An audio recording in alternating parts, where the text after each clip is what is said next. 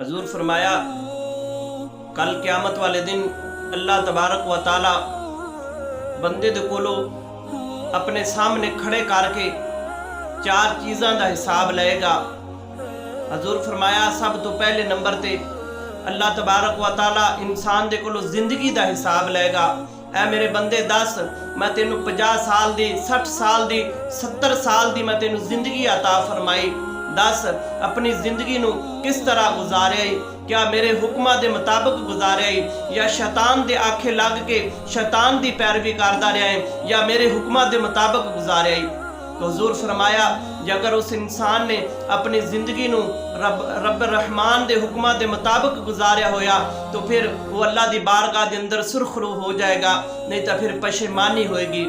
پھر دوسرے نمبر تے حضور فرمایا کہ اللہ تبارک و تعالیٰ دی ذات انسان دے کولوں دے جسم دا حساب لے گی کہ دس میں تینوں طاقتور توانا جسم عطا فرمایا، دس انہوں کیڑے کماں تے صرف کیتا ہی۔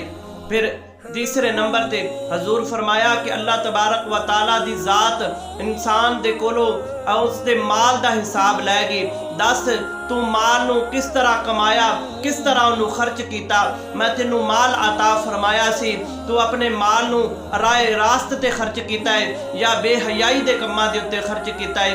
حضور فرمایا کہ اگر اس انسان نے اپنا مال جڑا ہے انہیں اللہ تبارک و تعالیٰ دے رستے دے اتے خرچ کیتا ہویا تو وہ اللہ دی بارگاہ دے اندر سرخرو ہو جائے گا۔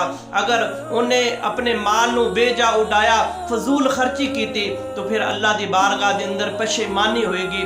تیسرے نمبر تے چوتھے نمبر تے اللہ تبارک و تعالیٰ دی ذات پوچھے گی کہ دس میں تینوں علم عطا فرمایا سی، دس اس علم دے اتے تو عمل کیتا ہے یا نہیں کیتا، اس علم دے کولو تو کی فائدہ حاصل کیتا۔